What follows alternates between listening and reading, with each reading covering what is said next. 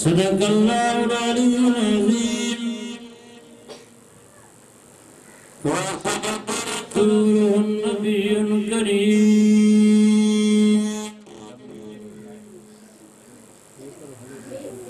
क़ाल नबी सल्लल्लाहु अलैहि वसल्लम खैरुकुम मन तअल्लमल क़ुरआन वअल्लमहु औ कमा क़ाल अलैहिस्सलातु वस्सलाम।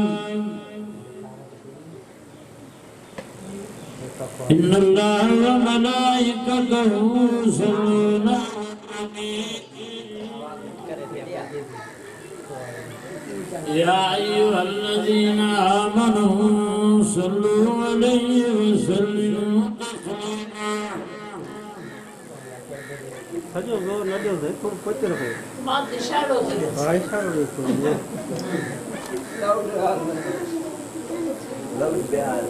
अल्लाहुम्मा सल्ली अला सय्यदिना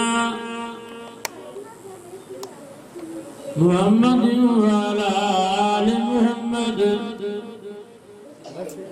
कमा सल्लैता अला इब्राहीम व अला आलि इब्राहीम इन्नका हमीदुम मजीद।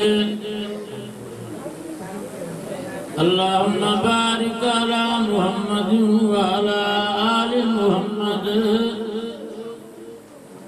कमा बारकता अला इब्राहीम व अला आलि इब्राहीम इन्नका हमीदुम मजीद।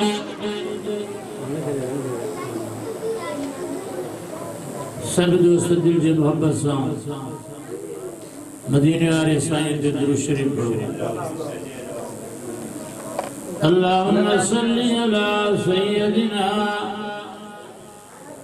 मुहम्मदिन नबील उम्मी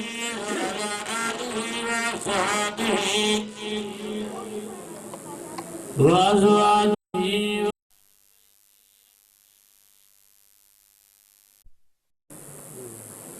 अजीज दोस्तों बुजुर्गों,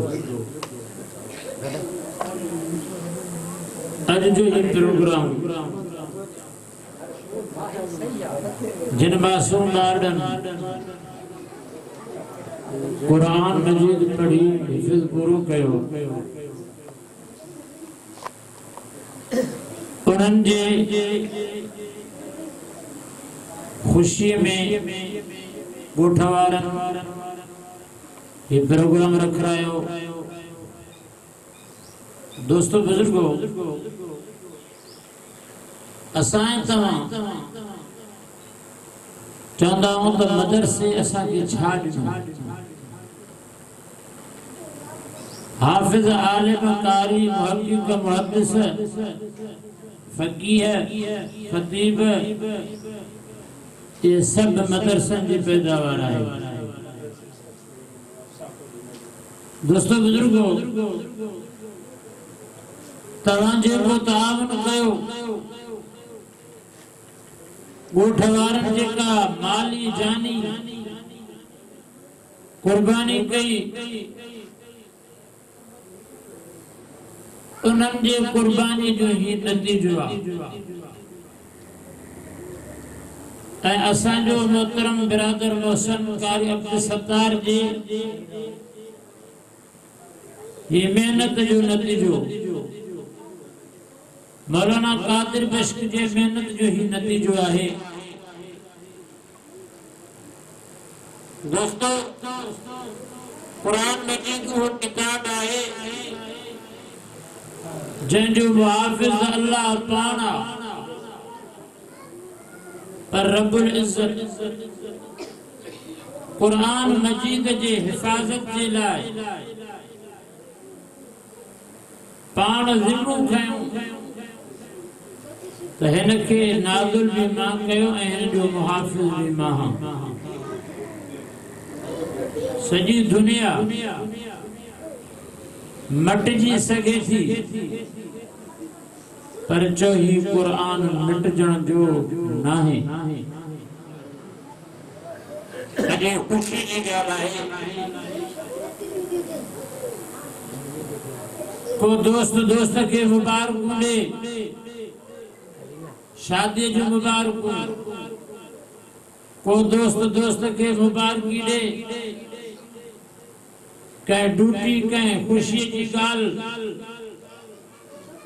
माना ये भी मुबारक महन पंजे है समूरन प्रोग्रामन का अफजल है आला सिर्फ कारी अपने सत्तार मुबारक भी लादिन है पर तमा सब को ठाना अहन इदारे जा जेके वान हजरात सब अज मुबारक जे लायक है ये कचहरी अज इन जे लाए कारी अब्दुल सत्तार रख रहा ता तो कोठ वारा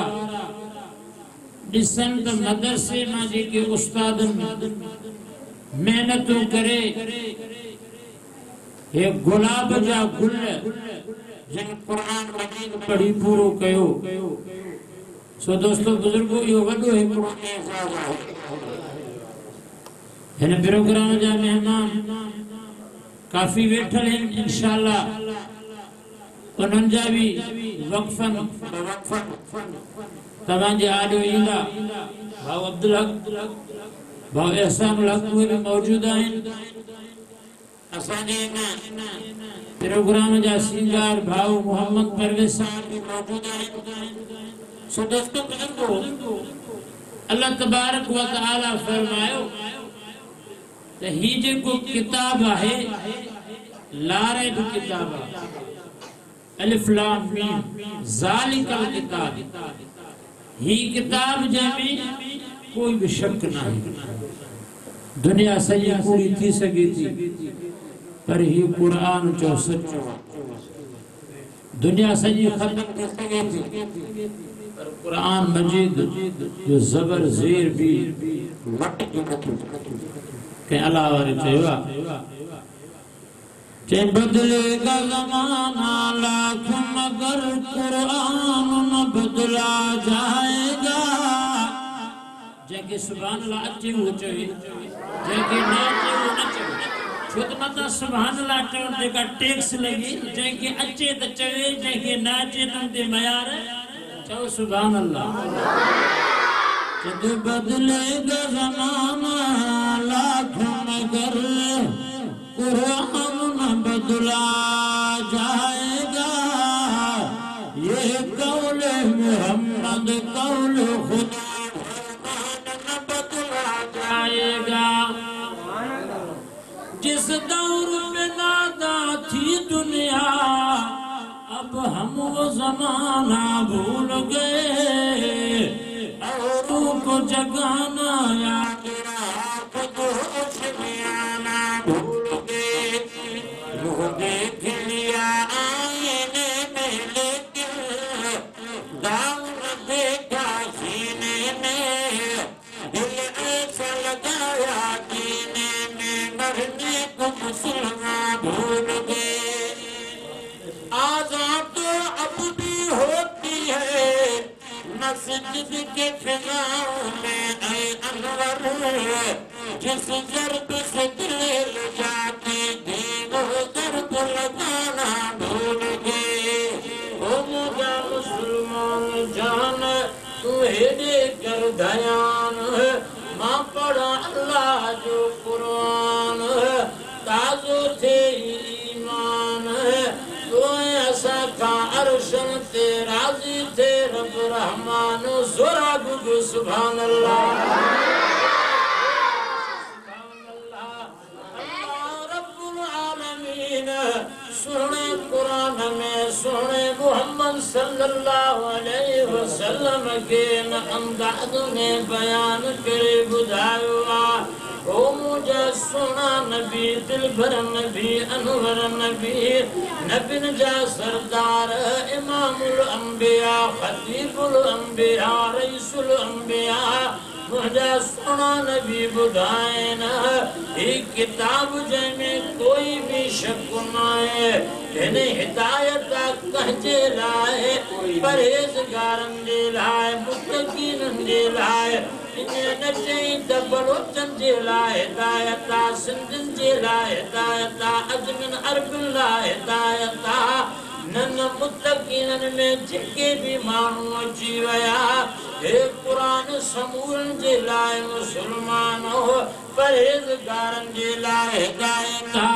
अचो त असां तव्हां क़ुरान मजीद जे बचल तरीक़े ते ज़िंदगी गुज़ारियो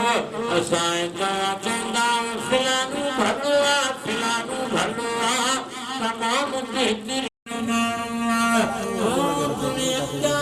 मुझे मिठे नाले वाले सोने मोहम्मद सल्लल्लाहु अलैहि वसल्लम फरमायो दुनिया जे तख्ते ते भले में भला इंसान मिल तवज्जो कर त तोखे मां मोतियूं ॾींदो अलाह मुझे मिठे नाले वाले सोने मोहम्मद सल्लल्लाहु अलैहि वसल्लम फरमायो खैरुकुम मन तअल्लमल कुरान अल्लमहु मुझे मिठे नाले वाले सोने नबी फरमायो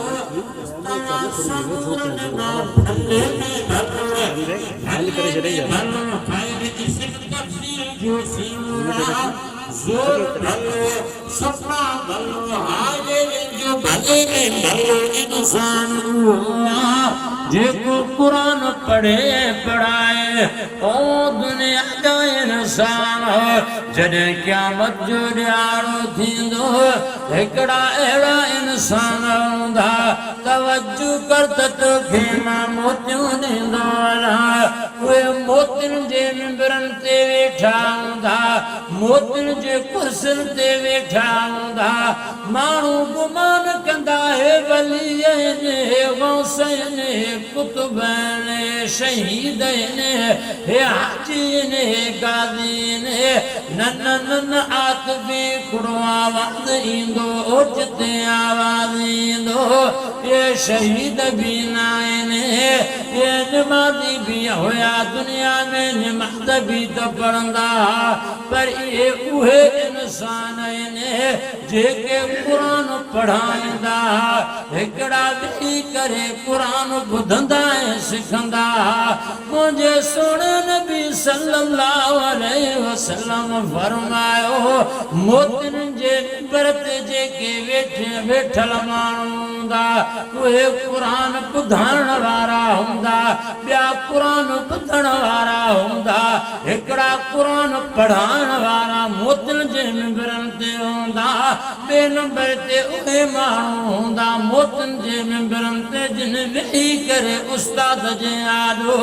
गोॾा खोड़े करे क़ुरान पढ़ियो आहे उहे मोतियुनि जे मिंबरनि ते वेठा हूंदा हे वॾो एज़ाज़ आहे मुस्लमान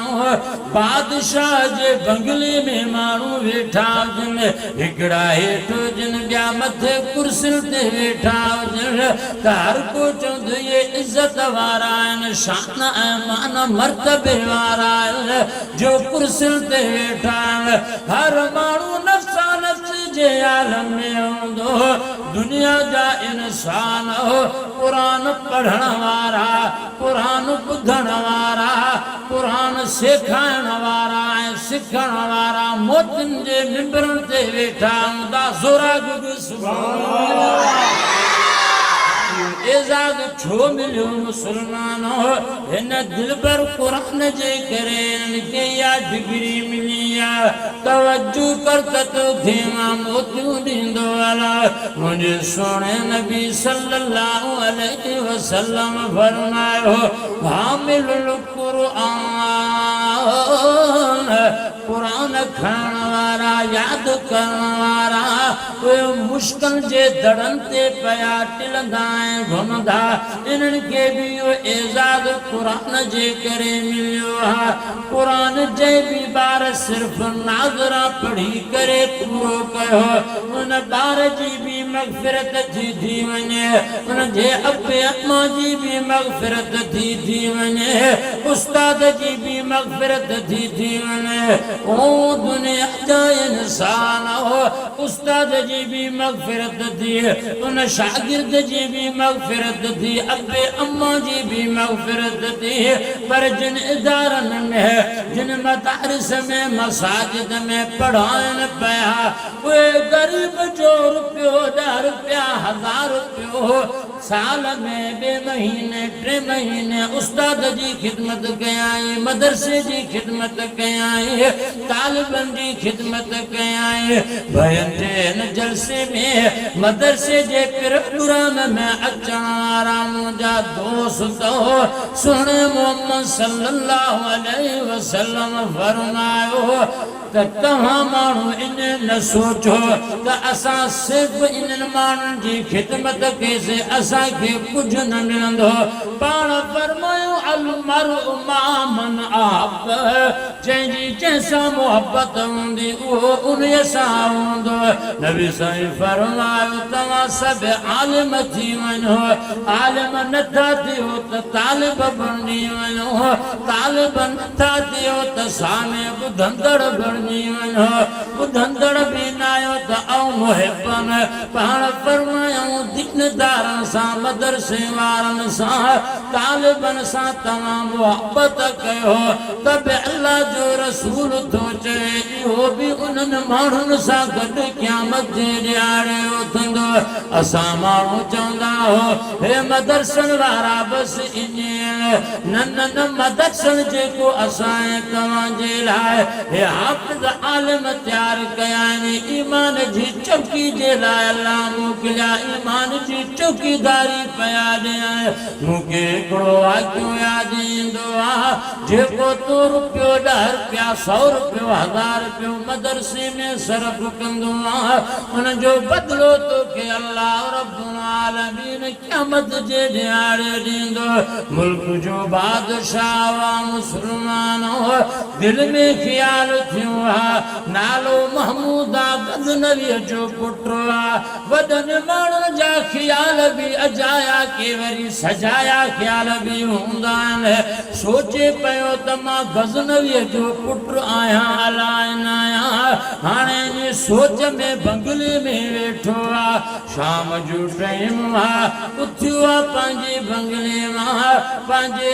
भोतारनि पंहिंजनि रईसनि खे चयाईं, पंहिंजनि काढनि खे चयाईं, वज़ीरनि खे चयाईं हलो त मां पंहिंजे शहर जो चकर ॾेई अचां। जॾहिं शहर जे घिटीअ में आयो आहे त तालिबुल इल्म हिकिड़ो क़ुरान मजीद जो सबक़ पियो यादि करे, किन रिवायतनि में ईंदो आहे त हदीस जो सबक़ पियो यादि करे।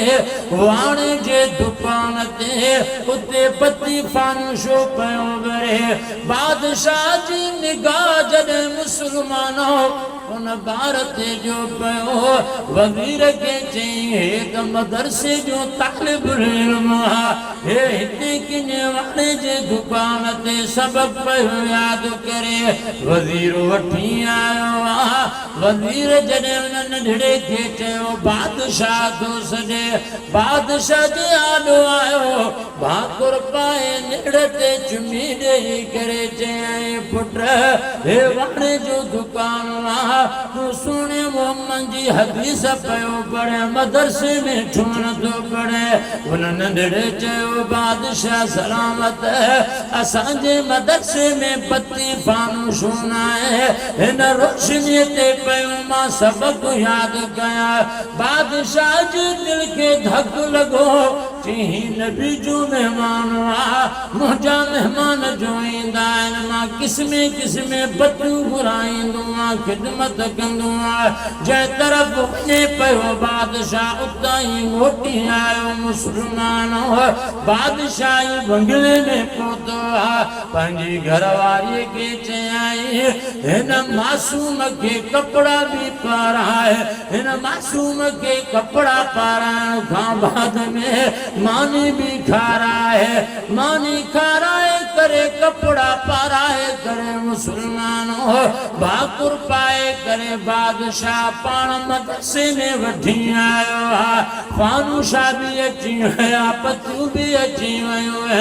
हाणे ॿार सबक पया पढ़ण मदरसे में मासूम तालिब अचण पिया अल्लाह महमूद गज़नवी जेको मदरसे में रोशनी कराई या अल्लाह महमूद गज़नवी जे कब्र के रोशन बनाए छॾिजो नंढड़ा के दुआऊं पया ॾियनि बादशाह रात जे वॻड़े में बंगले में सुतो आहे मुसलमान हो सोणे मोहम्मद जी ख्वाब में ज़ियारत थी आहे नबी साईं भाकुर पाए करे चयो महमूद गज़नवी तुंहिंजो छा हाल आहे तूं मुंहिंजे महिमान खे इज़त ॾिनी आहे मां सोणे मोहम्मद तोखे अॼु भाकुर बि पातो आहे जेको तूं में वहम गुमान हुयो मां गज़नवीअ जो पुटु आहियां अलाइन आहियां उहो बि तुंहिंजो ग़म दूर थी वियो आहे हे मदार सवारण सां सिर्फ़ मुसलमान हेतिरी क़ुर्बानी जो ॾिनई त सुहिणे मोहम्मद जी ख्वाब में ज़ियारत थी आहे अॼु अहद कयो वाइदो कयो त पंहिंजनि बचड़नि खे क़ुरान जी तालीम ॾींदासीं यार दुनिया आरज़ी दुनिया जो सामान भी आरज़ी हमेशा वारी ज़िंदगी असां तव्हांजी मरण खां पोइ अथव अॼु अहद कयो त पंहिंजनि बचड़नि खे क़ुरान जी तालीम ॾींदासीं ओ दुनिया जा इंसान हो हे क़ुरान वारा मामूली न आहिनि जॾहिं अधु राति जो उथंदा आहिनि को ॿालो पढ़ंदो आहे बिस्मिल्लाहिर रहमानिर रहीम यासीन वल क़ुरआनिल हकीम इन्नका लमिनल मुरसलीन को ॿार चवंदो आहे बिस्मिल्लाहिर रहमानिर रहीम अर्रहमान अल्लमल क़ुरआन खलक़ल इंसान अल्लमहुल बयान यार जॾहिं तव्हांजे दिलि खे ॾुख थिए त मदरसे जो चकर लॻायो इन ॿारनि जो क़ुरान ॿुधो मां नथो चवां अल्लाह पाण चयो आहे अला बिज़िक्रिल्लाहि तत्मइन्नुल क़ुलूब मुफ़स्सिरिन इन ॻाल्हि जे इन सूरत ऐं आयत जे बारे में मुफ़स्सिरिन इन आयत जो शान नुज़ूल हिन नमूने में कयो आहे त अल्लाह जे ज़िक्र में मज़ो आहे अल्लाह जे ज़िक्र मां मुराद ई क़ुरान मजीद आहे जॾहिं दिलि खे ॾुख ऐं सदमो पहुचे अची करे क़ुरान मजीद ॿुध तालिबनि जे त तुंहिंजे दिलि जी तकलीफ़ दूर थी वञे तॾहिं शाइर हिन नमूने में चयो आहे कि इस्लाम क्यों न हो मुमताज़ दुनिया भर के दीनों में इस्लाम क्यों न हो मुमताज़ दुनिया भर के दीनों में वहाँ मजहब किताबों में यहाँ कुरान सीनों में हुननि जा किताब पाण ताईं ईसाइनि जा महदूद तव्हांखे ईसाई को इंजील तौरेत जो हाफ़िज़ न मिलंदो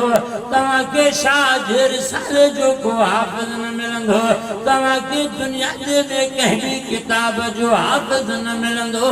हिन क़ुरान जा हाफ़िज़ ऐं कारी तोखे लखनि ऐं किरोड़नि में मिलंदा मुसलमान इहो क़ुरान जो चओ मोजिज़ो आहे अॼु हिन प्रोग्राम में अहद कजाए त मदरसे सां बि प्यार कंदासीं मदरसे वारनि सां बि प्यार कंदासीं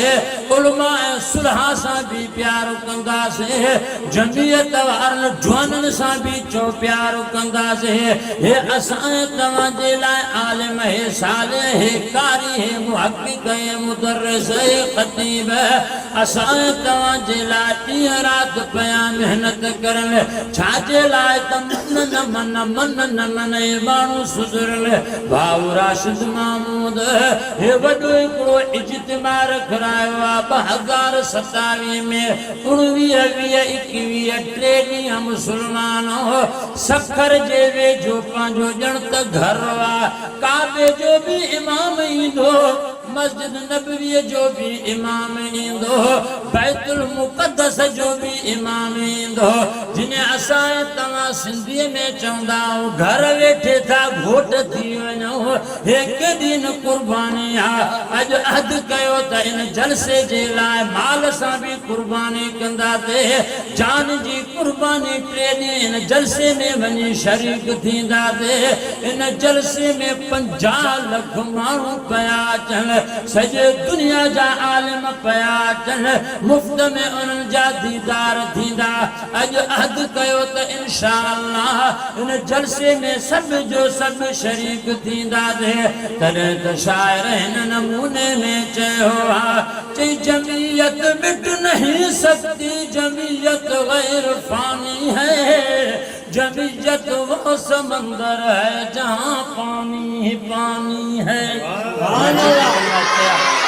अल्लाह से कबूल मंजूर मकबूल फरमाए अल्लाह से कारी साहब जी मेहनतन के पंहिंजे बारगाह में कबूल फरमाए अल्लाह से मौलाना कादिर बश्क दीगर गोठ वारन जी समूरन जी मेहनतन के कबूल फरमाए मां जेके कलमात जा अल्लाह से कबूल फरमाए व आखिर दावाना अन अल्हम्दुलिल्लाहि रब्बिल आलमीन।